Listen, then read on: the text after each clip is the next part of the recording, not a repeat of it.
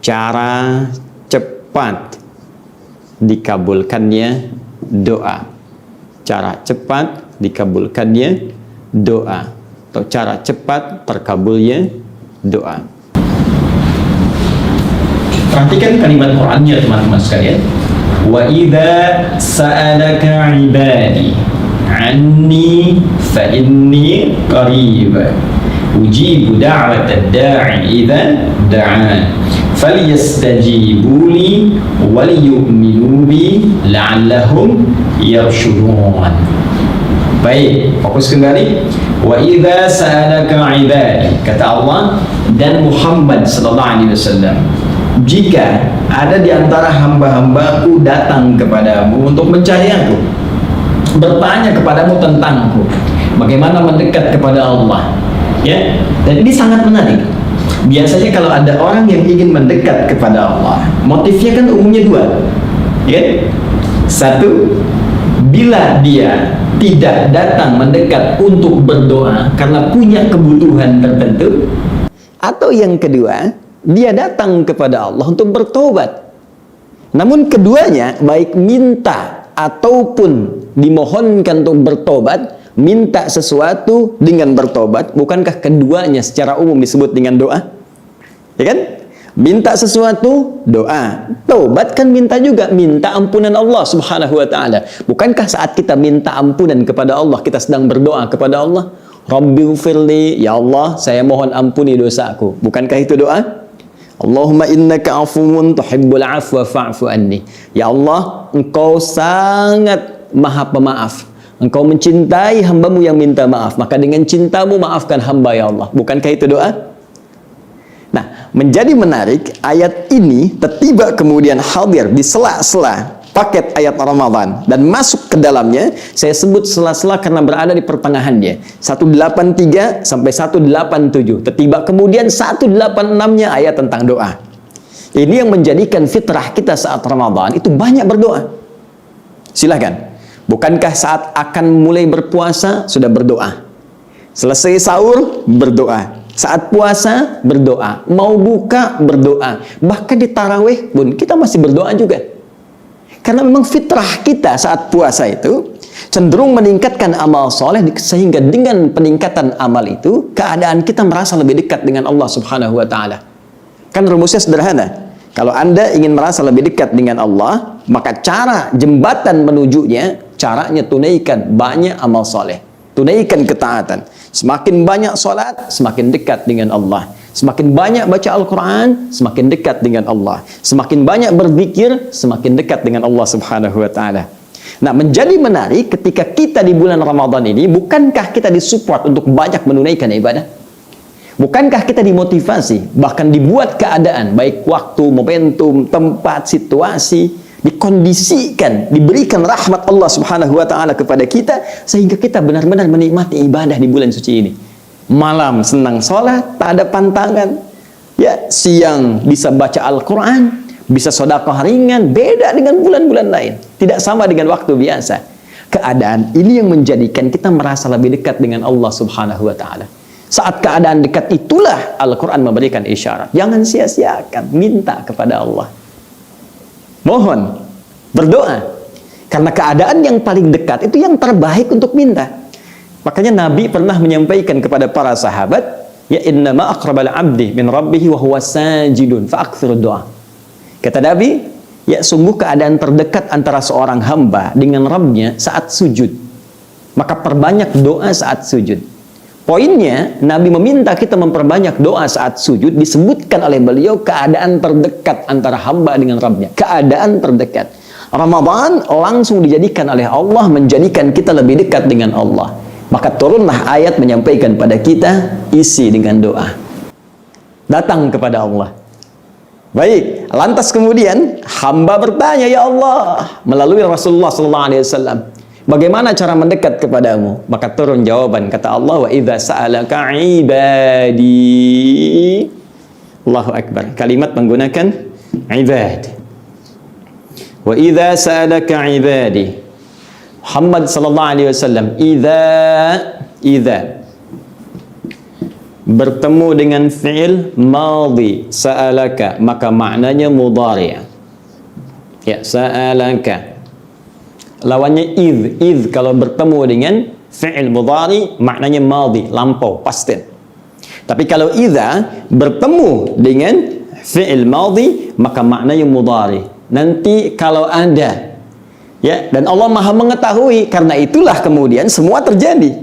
Ya, bayangkan, bisa tergambar di benak kita. Allah memberikan gambaran lewat firman-Nya kepada Nabi Muhammad sallallahu alaihi wasallam, jika nanti ada hambaku mencari-cari aku, bertanya kepadamu, ya. Dan itu terjadi pasti dengan pengetahuan Allah Subhanahu wa ta'ala. Baik, apa yang terjadi? Nabi diinfokan kalau nanti ada yang bertanya demikian, fa inni qarib. Katakan pada mereka, janganlah mencariku. Aku dekat. Allahu Akbar. Saya garis bawahi dulu dua hal ya. Satu, ini. Kedua, ini. Perhatikan, Allah menyebutkan yang berusaha mencari, ingin mendekat kepada Allah disebut dengan kalimat ibad. Ibad dalam Al-Quran setidaknya dibagi pada dua bagian. Pertama, jika Allah menunjuk kepada orang yang baik, yang banyak berbuat amal saleh, maka disebut dengan kalimat ibadun. Jamak dari kata abdun. Bahkan sebagian mufassir menyebutkan abdun itu puncak penghargaan tertinggi yang Allah berikan pada seorang hamba, abdun. Karena itulah Rasulullah SAW ketika diisrakan dari Masjid Al-Haram ke Masjid Al-Aqsa, kalimatnya menggunakan abdun. Quran surah ke-17 ayat pertama. Subhanalladzi asra bi'abdihi laylam minal masjidil haram ilal masjidil aqsa bi'abdihi. Maha suci Allah yang memperjalankan hambanya, mengisrakan hambanya, abdun. Ya, jadi kalau kita menggunakan dan kita menemukan kata ibad, ya, kalau kita menemukan kata ibad dalam Al-Quran, jama' dari kata abdun, maka yang pertama bisa menunjuk hamba Allah yang saleh.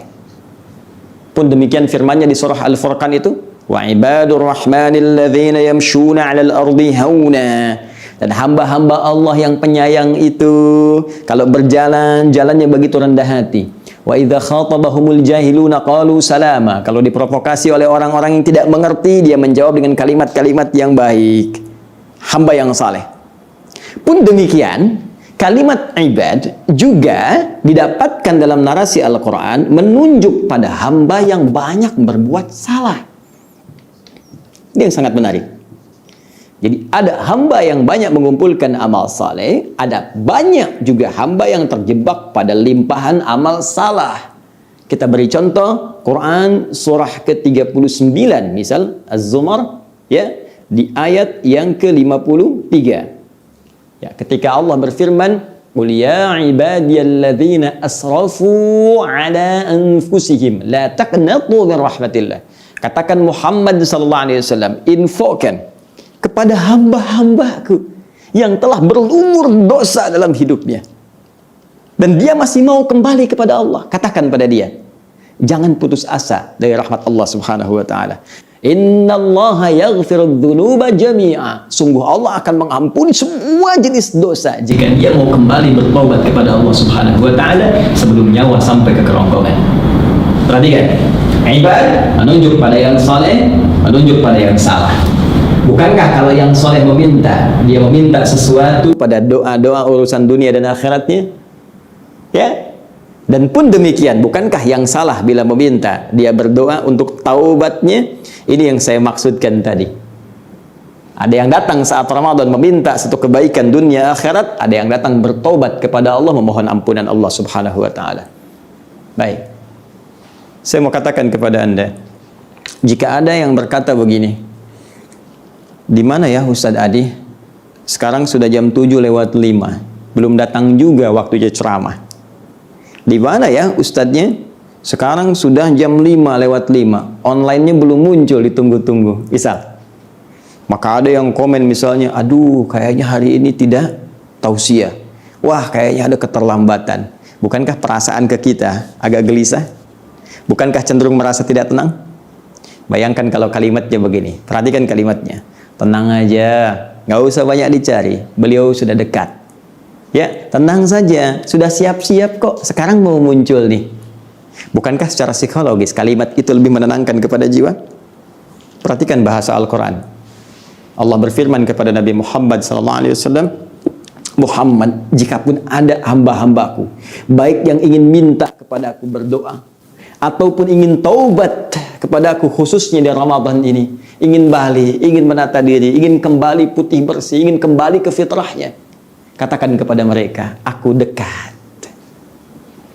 Aku tunggu mereka, dekat, tak usah mencari, langsung mohon, langsung taubat. Siangnya, malamnya, dosa siang jangan tunggu malam untuk taubat, karena belum tentu Anda melampaui maghrib untuk melewati batas kematian kita jika ajal telah tiba. Jika malam kita berdosa, jangan tunggu subuh, karena belum tentu kita melewati batas sahur untuk bisa mengalahkan ajal jika ia datang menjemput kita. Baik, jadi kalimat ini memberikan kesan kepada kita bahwa di bulan Ramadan itu ada keutamaan untuk berdoa. Di bulan Ramadan itu ada waktu yang istimewa untuk memohon kepada Allah sekaligus bertobat dari setiap dosa-dosa.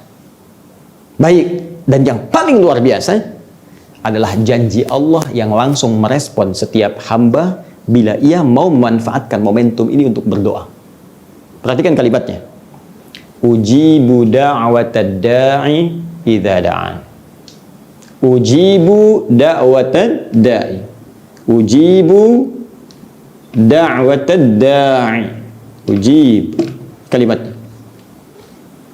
menggunakan bentuk mudhari'. Kalau di bahasa Inggris bisa diterjemahkan dengan present, continuous, future. Sekarang, terus berlangsung sampai kapanpun. Seakan Allah memberikan harapan kepada kita semua, bukan hanya umat di era Nabi Muhammad SAW saja kalau berdoa dikabulkan. Bukan hanya di era beliau yang mulia saja kalau orang taubat bisa diterima taubatnya. Sampai kapanpun. Imma kita yang akan wafat atau dunia yang meninggalkan kita, jika ada orang yang memohon kepada Allah, kata Allah benar caranya, apalagi spesial waktunya, maka aku jamin, kata Allah, aku akan kabulkan apa yang ia mohonkan kepadaku. Idza da'ani, ujibu da'watad da'i idza da'an. Allahu Akbar. Baik, berhenti dulu sampai di sini. Ya, kita sekarang coba ambil praktek dulu. 1. Sekiranya ada peluang bagi kita untuk bermohon di bulan Ramadan yang mulia ini dengan jaminan ayat tadi, bahkan ayatnya masuk dalam paket Ramadan, apa yang sekiranya kita mohonkan kepada Allah Subhanahu wa ta'ala? Baik, jika kita termasuk kalangan yang ini, misal dengan izin Allah, doa apa yang mustajab kiranya bisa kita mohonkan dan segera dijawab oleh Allah Subhanahu wa ta'ala?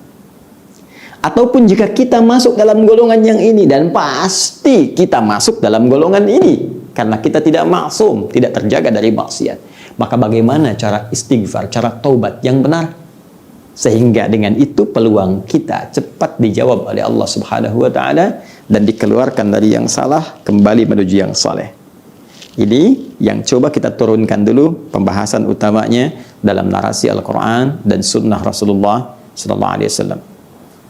Teman-teman sekalian, yang sangat menarik, semua paparan ini jika kita kembalikan kepada Al-Quran, Masya Allah, sungguh terangkai secara sempurna, sinergi yang sangat luar biasa, petunjuk umumnya ada, detailnya disampaikan. Dalam konteks ini, Al-Quran memberikan kita turunan, gambaran dari doa yang umum sampai yang spesifik yang bisa kita mohonkan sesuai dengan kasus yang kita alami. Saya beri contoh. Petunjuk doa umum. Bismillah. Misal, ini insya Allah orang-orang Indonesia umumnya hafal, ya, dan punya istilah sendiri. Itu ada di Quran surah kedua Al-Baqarah ayat 201, paling kanan sebelah bawah di mushaf. Wa minhum may yaqulu rabbana atina fid dunya hasanah wa fil akhirati hasanah wa qina adzabannar. Masya Allah. Doa apa itu? Sapu jagat. Istilah Indonesia. Tanya pada orang Arab, tadri sapu jagat? Nah, sapu jagat? Hah? Tanya pada orang Eropa, do you know sapu jagat? Oh, sapu jagat. Kita luar biasa, ya. Punya istilah sendiri, doa sapu jagat. Doa sapu nggak ada jagatnya, doa jagat nggak ada sapunya. Baik, lihat sifatnya masih umum, teman-teman. Rabbana atina fid dunya hasanah wa fil akhirati hasanah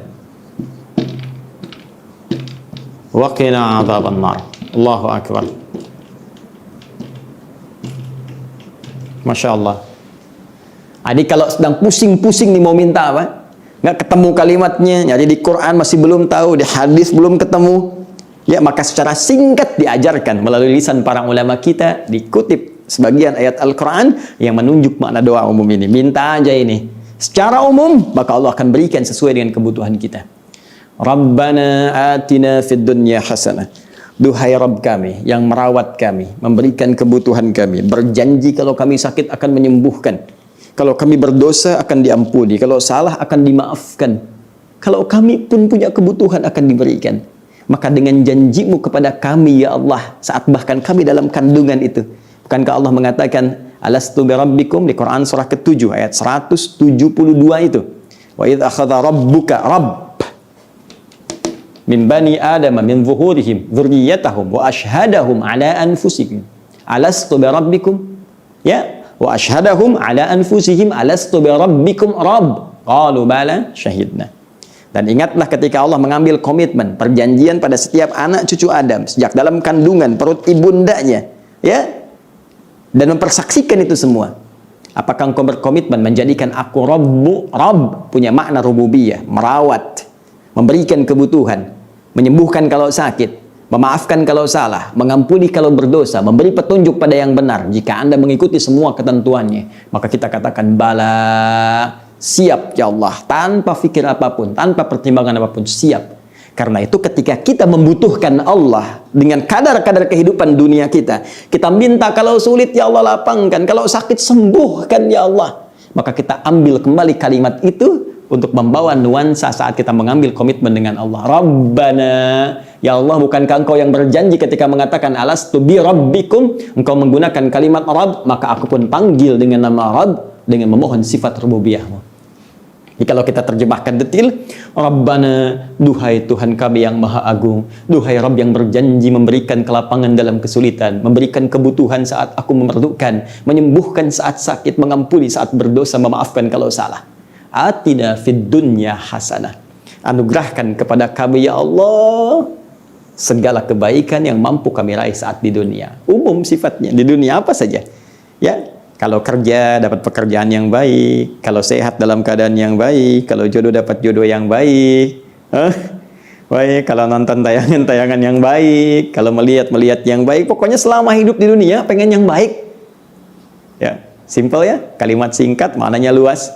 Modal dikit, keuntungan banyak. Simpel kan? Ya, saya bingung ya Ustadz, mau minta apa? Udah, sederhana kata Quran. Minta ya Allah, saya pengen semua yang saya alami di dunia baik. Ya. Dan Ramadan mustajab. Itu menarik gitu. Wa fil akhirati hasanah. Tapi saya nggak pengen dunianya aja ya Allah, akhiratnya pun saya pengen baik. Saya pengen mulia. Karena nanti di ayat 200-nya ada yang cuma minta dunia. Wa minan nasi may yaqulu rabbana atina fid dunya wa ma lahu fil akhirati min khalaq. Ada sebagian manusia cuma minta urusan dunia saya. Yang penting proyek lancar, yang penting uang banyak, yang penting rumah luas, yang penting mobil mewah, yang penting jabatan bisa bagus. Dia nggak berpikir setelah kematian bahwa apa yang ia dapatkan selama hidup di dunia akan hilang, sirna, punah saat nyawa mulai keluar dari jasadnya dan kembali ia ke alam kubur, ke tanah yang ia berasal darinya. Maka tidak ada peluang bagi dia untuk mendapatkan semua kebaikan saat kembali kepada Rabb di masa yang lebih abadi. Jadi berbeda. Wa fil akhirati hasanah wa qina adzabannar. Ya Allah, mohon berikan kemuliaan aku di akhirat saat aku pulang ya Allah. Baik, tapi yang paling menarik, kalimat ini menjadi penegasan. Wa qina adzabannar, dan jauhkan dari ancaman neraka. Jauhkan dari siksa neraka. Kenapa kalimat ini penting? Karena nanti ada yang pulang ke akhirat, memang nanti sepanjang dia beriman, ada amal soleh, bisa masuk surga. Cuma persoalannya kalau dihisab, timbangan amal salahnya banyak, salah banyak, soleh sedikit, mampir dulu ke neraka. Jadi ada yang ke surganya lewat neraka dulu. Tuh. Nah kita mohon, ya Allah, kalaupun saya nanti ke surga dengan izinmu, jangan mampirkan saya ke neraka, jauhkan saya dari ancamannya. Masya Allah. Yang berikan informasi ini, yang mengarahkan langsung Allah. Allah yang kasih doanya, Allah yang berikan waktunya, Allah yang tunjukkan caranya, dan pasti Allah pula yang mengabulkannya. Ini poinnya. Jadi masih umum. Jadi kalau lagi bingung-bingung malam, udah banyak doa apa yang dibaca? Nih. Makanya orang tua kita menyebut sapu jagat. Nyapu semua dosa, dapat di jagat. Baik ya? Tapi kalau kita ingin spesifik, misal, kita turunkan lagi. Ustadz, saya ini imannya suka naik turun. Kayak lift, naik turun, naik turun, naik turun. Ya. Gimana caranya Ustaz? Kalau sedang naik semangat ibadah, kalau sedang turun malas, jangankan yang sunnah, fardu pun kadang terlambat. Baik, maka ada doa langsung di Al-Quran ditunjukkan. Dan nanti di hadis dikuatkan. Di Al-Quran di surah Ali Imran, surah ketiga, ayat ke-8. Ya, paling kiri agak ke bawah. Rabbana, lagi-lagi pakai ini. Rabbana, la tuzigh qulubana ba'da idh hadaitana wa hab lana min ladunka rahmah innaka antal wahhab. Tuhai Allah yang merawat kami, tuhai Allah yang melihat kami, menatap kami, memberikan segala apa yang kami butuhkan dalam kehidupan dunia, dan memberikan syafaat dengan izinmu di akhirat nanti ya Allah. La tuzigh qulubana, mohon rawat ya Allah jiwa kami, mohon rawat jiwa kami ya Allah, jauhkan dari segala yang bisa memalingkan kami dari ketaatan kepadamu. Ba'da idh hadaitana, setelah engkau memberikan petunjuk kepada kami. Ya, kalau sudah senang ke masjid, ya Allah, jangan sampai saya nggak ke masjid lagi. Kalau sudah hijrah, ya Allah, jangan sampai saya melepaskan hijrah ini. Kalau sudah berjilbab, ya Allah, jangan sampai saya lepaskan lagi jilbab ini, ya Rabb. Kalau sudah senang berjamaah, ya Allah, jangan sampai ada kegiatan yang bisa memalingkan saya dari jamaah ini. Ya. Rabbana la tuzigh qulubana ba'da idh hadaitana wa hab lana min ladunka rahmah, dan mohon anugerahkan rahmatmu ya Allah, rahmat. Sudah, kalau sudah rahmat itu sudah puncaknya. Ya, sudah puncaknya. Bisa kesenangan, kenyamanan, kesuksesan, ketenangan, bahkan di rumah tangga juga ada rahmat. Bukankah dari samara, sakinah, mawaddah, rahmat kan? Ya, Quran surah ke-30 ayat 21 itu, litaskunu ilaiha wa ja'ala bainakum mawaddatan wa rahmah. Itu kalau sudah rahmat, luas. Innaka antal wahhab, sungguh engkau yang maha memberi tanpa batas. Nah ini kalau Anda menginginkan, mohon kepada Allah supaya iman diperkuat. Ya, supaya hari ini lebih baik daripada kemarin. Ya Allah, supaya kuat iman, malam nanti bisa tahajud lagi, malam nanti tarawih lagi ya Allah, malam nanti bisa baca Al-Quran ya Allah. Jangan sampai saya berpaling kepada kegiatan lain yang bisa menghindarkan saya dari tilawah Quran saya ya Allah. Saya ingin fokus ya Allah. Jangan sampai ada agenda-agenda lain ya Allah mengajak saya berpaling dari Al-Quran, berpaling dari salat, apalagi ini di malam-malam terakhir ya Allah. Kuatkan saya, jauhkan saya dari pengaruh-pengaruh sekitaran saya yang bisa menjauhkan saya darimu ya Rabb, minta. Nah itu ya. Nah, di hadis sangat populer. Ya, masih ingat kalimatnya? Ya muqallibal qulub, tsabbit qulubana ala dinik. Ya muqallibal qulub, tsabbit qulubana ala ta'atik. Ya muqallibal qulub, tsabbit qulubana ala al-iman. Tuh. Ya Allah, yang mengetahui keadaan hati, yang membolak-balikan keadaan jiwa kami, mohon teguhkan hati kami kepada ketentuan agamamu. Teguhkan hati kami pada keimanan atasmu. Teguhkan jiwa kami untuk berbuat taat kepadamu. Tsabbit qulubana ala dinik, ala iman, ala ta'atik. Al-Quran hadir. Kasus lain, teman-teman, ayo dilihat. Misal, kasuistis sifatnya. Anda ingin bermohon kepada Allah dalam keadaan sakit. Seperti sekarang nih. Ada wabah, ada penyakit, minta. Ini saya berikan satu rahasia penting dalam Al-Quran.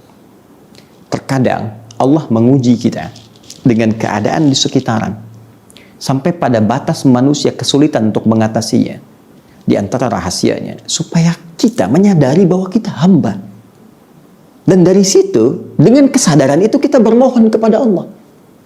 Jadi kalau kita masih angkuh, masih merasa kita mampu, Allah akan berikan yang lebih daripada itu sampai dipaksa kita mengakui kemanusiaan kita, kehambaan kita dan bermohon kepada Allah, ya Rabb, ya Allah.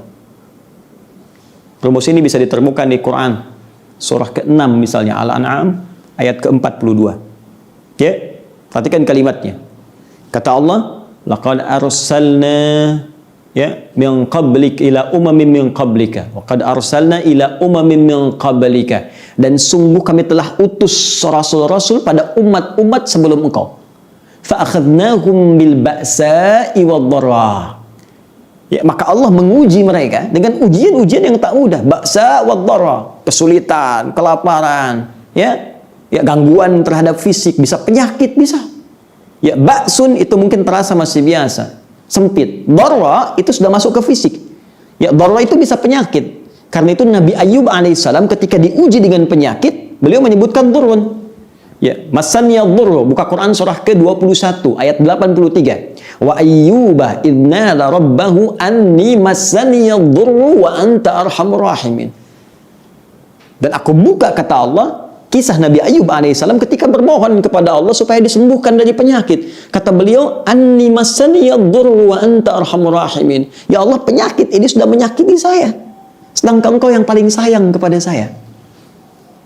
Nah, di ayat Al-An'am tadi, ya, di ayat ke-42 surah Al-An'am tadi, Allah menyebut ujian dengan dharra, jama' dari kata dhurrun. Jadi kalau sudah jama', dampaknya ke banyak orang. Boleh jadi terkait dengan wabah, dengan virus COVID-19 yang sekarang kita hadapi. Tapi apa hikmahnya? Kata Allah, lihat ujung ayatnya, la'allahum yatadarra'un fa akhadnahum bil ba'sa'i wad-dharra'i la'allahum yatadarra'un. Kami uji dengan semua itu supaya mereka menghamba, sadar. Jangan terlalu terlena dengan dunia. Kamu itu hamba, kamu akan pulang. Maka mohon. Jadi kalau kita ingin segera mengatasi segala kesulitan kita, sulit di ekonomi, sulit di kesehatan kita, penyakit atau yang lainnya, maka cara sederhananya kembali kepada pencipta kita, minta solusi. Ya, kadang-kadang butuh situasi yang sulit untuk meyakinkan kita dan menyadarkan kita kamu hamba. Kembali kepada Allah. Bangun, buat amalan bersama, baca Quran sama-sama, berdoa bersama-sama. Ya, dekati Allah, dekati sumber solusi. Bagaimana Anda bisa minta jawaban kepada Allah sementara Anda mengerjakan perbuatan yang jauh dari ridha Allah? Anda sadar sekarang Allah Maha Pemberi, Allah Maha Penyembuh, Allah Maha Solusi, tapi Anda mengerjakan perbuatan yang tidak Allah sukai. Bagaimana Allah mengentaskan segala kesulitan kita? Itu poinnya. Maka kita kembalikan ke sini teman-teman. Yang detil sifatnya kita kembalikan.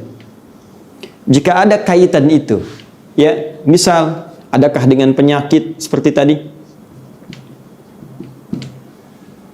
Adakah terkait dengan persoalan misalnya bisnis yang sulit atau pekerjaan yang sulit? Adakah terkait dengan faktor keluarga, misal keturunan misalnya? Maka tegas, jelas, diturunkan detil-detil bimbingannya. Saya ambil contoh misalnya, terkait dengan penyakit, langsung kepada puncaknya. Ada doanya Nabi Ayyub alaihissalam. Ya, anni massaniya dhurru wa anta arhamur rahimin. Tanamkan zikir ini.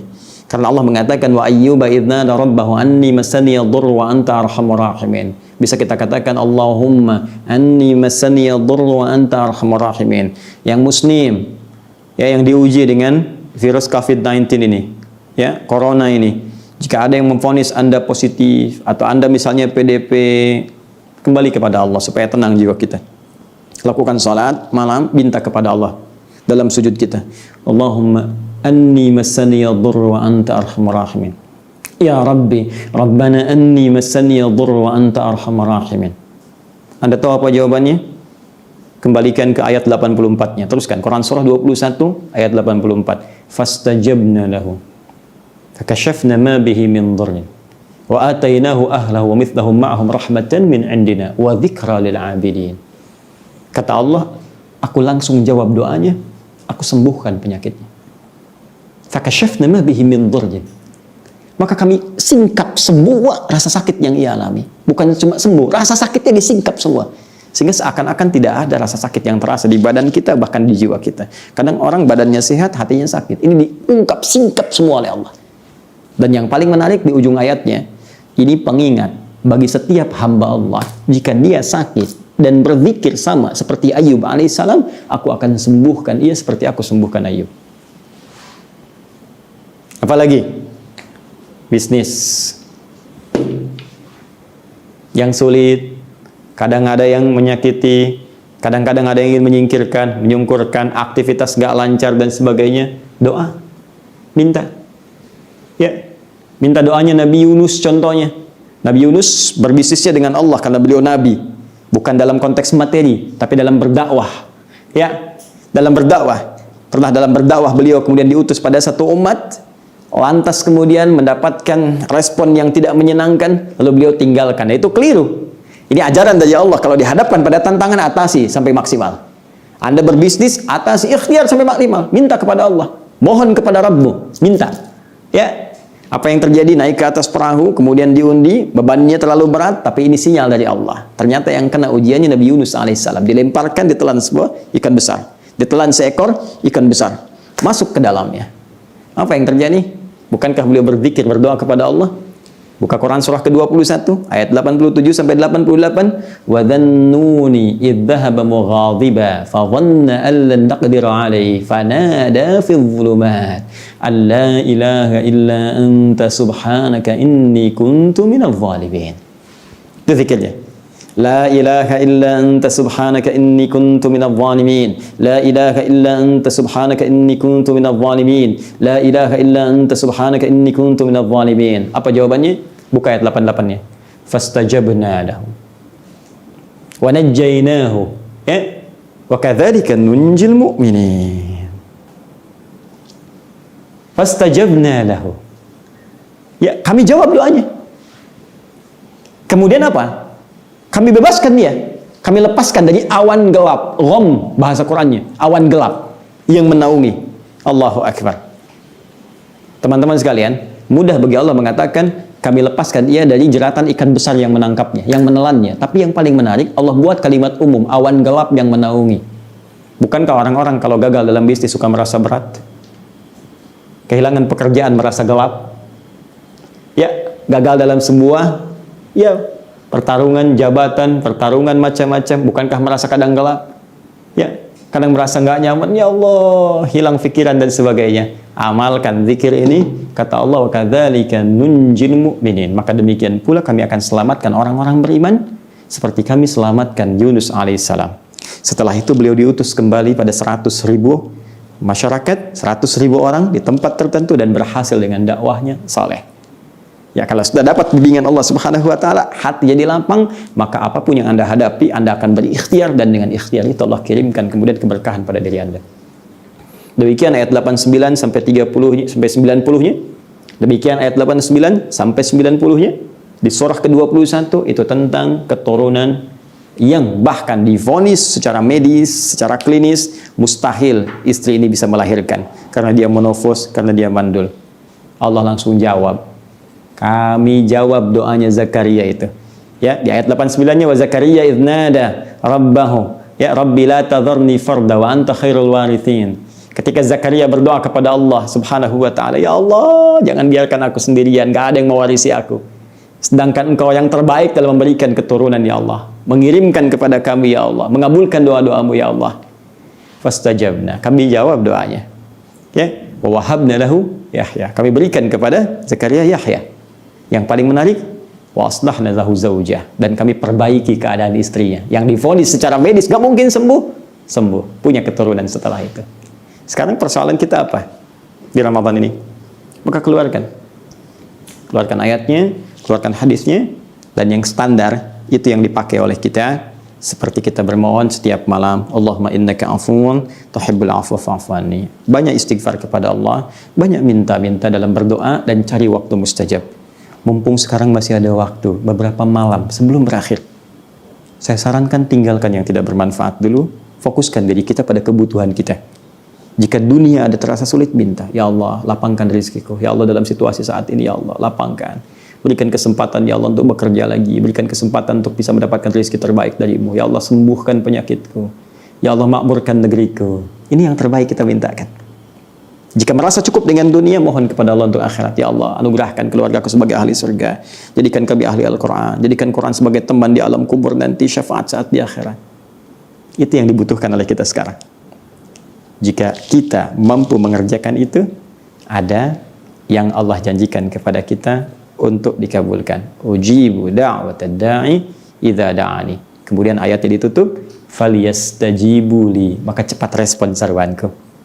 Jikalau Allah sudah mintakan, respon. Cepat, jangan tunggu. Sekarang mau buka, doa. Malam, doa. Isi dulu dengan amal soleh. Ingat, doa cepat dikabulkan kalau disandingkan dengan amal soleh.